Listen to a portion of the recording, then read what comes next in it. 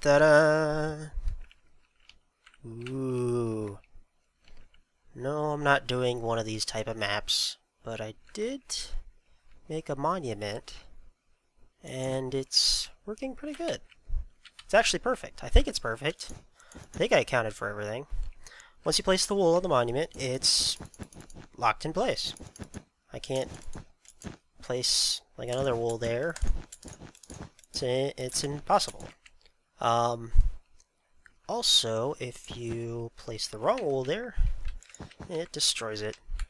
Can't do that. So, that works for anything. Oops. Well, I just placed it on the right one. So, not allowed to place them. You put anything there. Let's put glowstone. What happens if I do glowstone? It turns it into the... It's like destroying it normally. So, what else can I place there? Jukebox. Okay, jukebox pack. So yeah, and we also get a nice output for every single wool placed. I went ahead and put that in. It's cool. I think I accounted for everything here. And this is it. It's not too bad. I got... It's running off a fill clock, and each wool requires 3 command blocks checking for certain things. And I'm also using a hopper clock to shut the thing off. Like this green wool here is kind of... This is the fill clock right here, these two command blocks. And if I get too far away from the monument, it shuts itself off. So when I get close to it, it turns on. So that's just kind of another way to kind of account for things. And I set this up so it can be plugged into a map and work just fine. It's not going to break at all that I know of. I've been messing with these types of clocks and everything for so long. It's not going to break on world load or anything. It just can be plugged into a map and away you go. I'll go ahead and play small. Orange. White. Gray. Cyan. Blue, brown, green, red, black, iron, gold, and diamond. And you get the output for all of them, plus all wools placed. So you get an output for the final end conditions. And you can kind of customize your output however you want. It's right here. Couple wool placed, and you can put whatever you want here. So you can do launch fireworks or whatever you want to do. You know. Whee! So you can just place them along here. You can extend this out a little bit too. And to stick this into a map, all you have to do is stick this schematic in. And run command block signs, filter over it, and it works. That's it. These signs each point to these locations. So you could just move it. I can put it there, and it'll work there instead. You know, that's it. Now the white wool's that spot. Move it over here. I lost Mon 1. Actually, I haven't saved the schematic yet. I shouldn't be breaking this yet. On 0. So yeah, that's that. I don't want to go over this too much, but I do want to go over the fact that the command block signs filter, been using this plus version that Asdajuki helped me out a little bit with, and now Texeloff got him back into it again, and we did another nice new upgrade.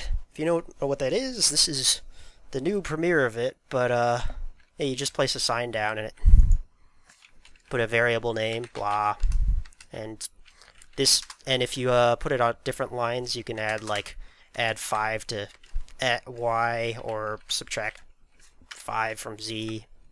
That's it. But we also added a couple things. I'm just going to show you how I set this up really quick. Let's do an execute. Let's do closest players.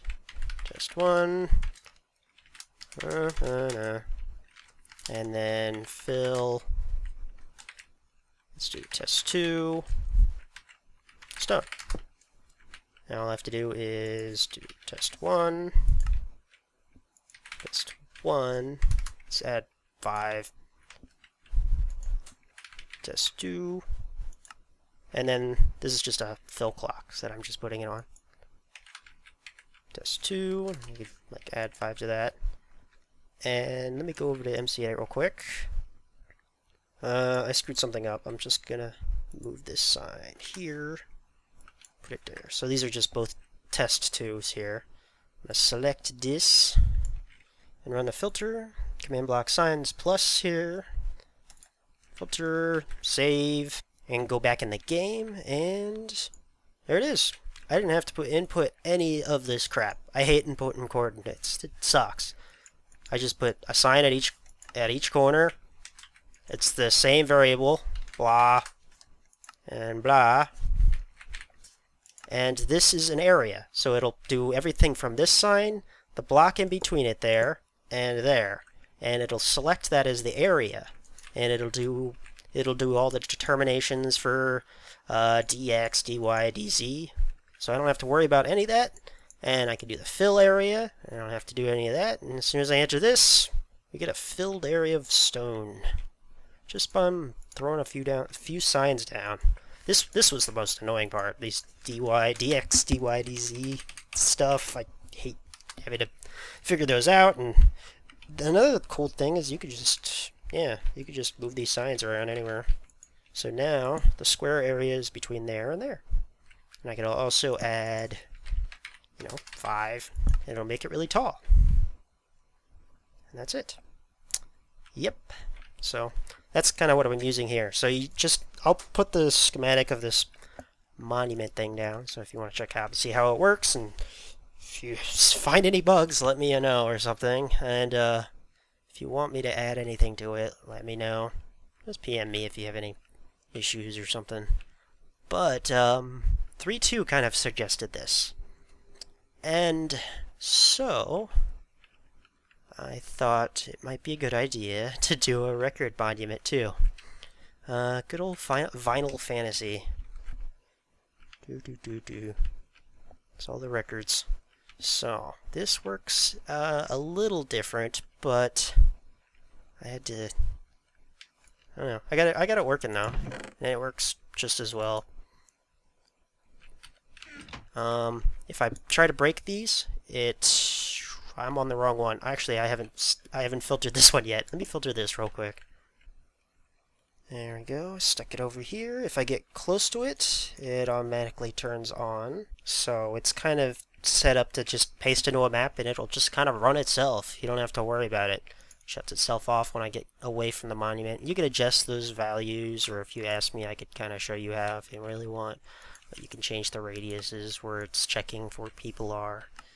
And it's just checking like from the middle sign, or the middle monument part here.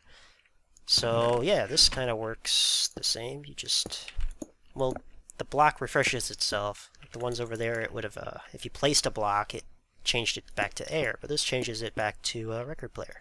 And now the interesting thing about this one is it only works, well, it can only work. I made it only work with a single record with whatever custom name has been set. And that can be edited. You can edit custom names. One of these blocks. Dink. So, you just have to change the name to whatever you want, and this is for 3.2. You can change the name to whatever you want, and it'll detect, only that record. So if somebody gets a record from off a creeper or whatever, it doesn't work. So I try this one. Nope, just spits it back out. Nope, screw you. Don't want that. Try one of these too. Nope. Bye. But did I grab the right one? This one, custom name. That one. That one works and allows it to play. And now at this point I'm testing for, if the record's in there or if the record's not in there. So this record player only allows this disc to be played in it. That's it.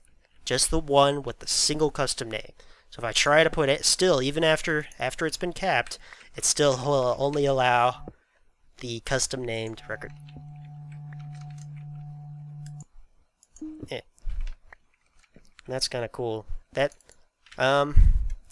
the wool monument is kind of tricky because you have to account for wools, and people can replace the wools, and you can't just custom name it, or it'll get rid of the name when you place the wool. So this is kind of cool because you can pretty much guarantee you can't really have them cheat and get a record off of something. But the other thing, you can craft the wool, and they can place that and kind of cheat. So if you want the kind of right game, let's see. Go ahead and play this one. There's currently a bug. I guess that's a bug, or the music's overlapping. Kind of find it funny. You wanna close your ears now, maybe. Too much. Get away. Go ahead and finish this one up real quick. Dink. Right, I can do this. Bink. Bink. Oh, did that work? Oh no, I can't if there's something on the bar. Got it. 1, 2, 3, 4. Let's get rid of all these. Last one. Wait. Ta-da! August this return.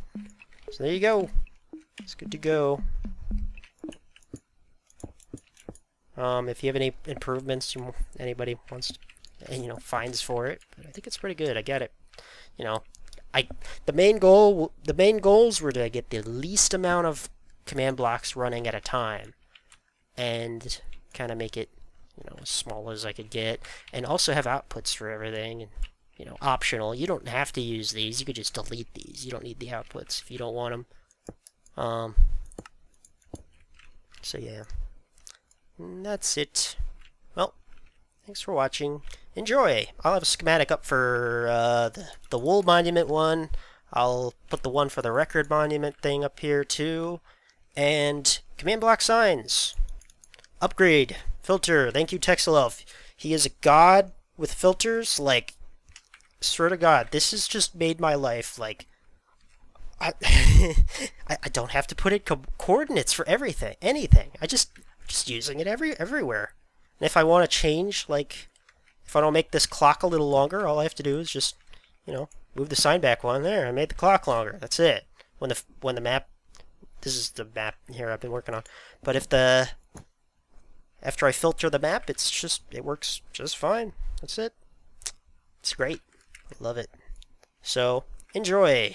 And thanks for watching. See ya.